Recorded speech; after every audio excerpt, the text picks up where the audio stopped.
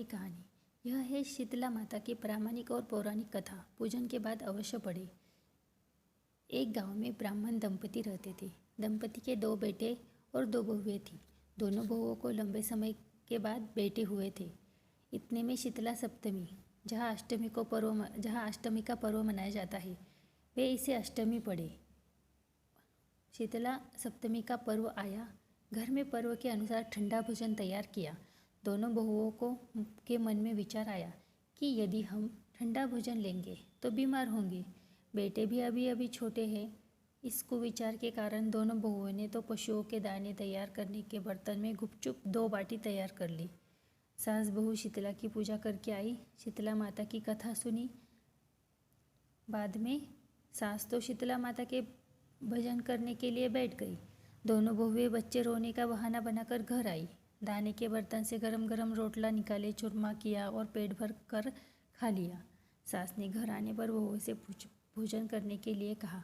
बहुएं ठंडा भोजन करने का दिखावा करके घर काम में लग गई। सास ने कहा, बच्चे कब के सोए हुए हैं, उन्हें जगाकर भोजन करा लो। बहुएं जैसे ही अपने बेटों को जगाने गई तो उन्होंने उन्हें मृत पाया। ऐसा बहुओं की करतूतों के फलस्वरूप शीतला माता के प्रकोप से हुआ था। बहुएं विवश हो गई। सास ने घटना जानी तो बहुओं से झगड़ने लगी।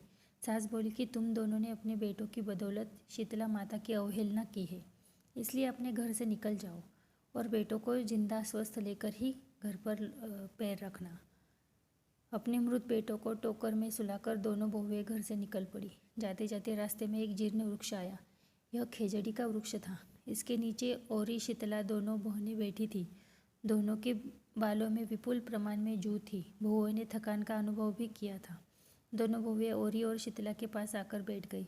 उन दोनों ने शीतला औरी के बालों से खूब सारी जू निकाली। जूओं का नाश होने से औरी और शीतला ने अपने मस्तक में शीतलता का अनुभव किया। कहा, तुम दोनों ने हमारे मस्तक को शीतल ठंडा किया है, वैसे ही तुम्हें पेट की शांति मिले। दोनों बहुएं एक साथ बोली कि पेट का दिया हुआ ही लेकर हम मारी मारी भटकती है, परंतु शीतला माता के दर्शन हुए नहीं है। शीतला माता ने कहा कि तुम दोनों पापिनी हो, दुष्ट हो, दुराचारिणी हो, तुम्हारा तो मुंह देखने भी योग्य नहीं है। शीतला सप्तमी के दिन ठंडा भोजन करने के बदले तुम दोनों ने गर्म भोजन कर लिया था। यह सुनते ही बहुओं ने शीतला माता जी को पहचान लिया। देवरानी जेठानी ने दोनों माताओं को वंदन किया। गिड़गिड़ाते हुए कहा कि हम तो भोली भाली है, अनजाने में गरम खा लिया था। आपके प्रभाव को हम जानती नहीं थी। आप हम दोनों को क्षमा करें। पुनः ऐसी दुष्कृत्य हम कभी नहीं करेंगे। उनके पश्चाताप भरे वचनों को सुनकर दोनों माताएं प्रसन्न हुई। शीतला माता ने मृतक बालकों को जीवित कर दिया। बहुएं तब बच्चों के साथ लेकर आनंद से पुनः गाँव लौट आई। गाँव के लोगों ने जाना कि दोनों बहुओं को शीतला माता के साक्षात दर्शन हुए थे। दोनों का धूमधाम से स्वागत करके गाँव प्रवेश करवाया। बहुओं ने कहा, हम गाँव में शीतला माता के मंदिर का निर्माण करवाएंगी। चैत्र महीने में शीतला सप्तमी के दिन मात्र ठंडा खाना ही खाएंगी।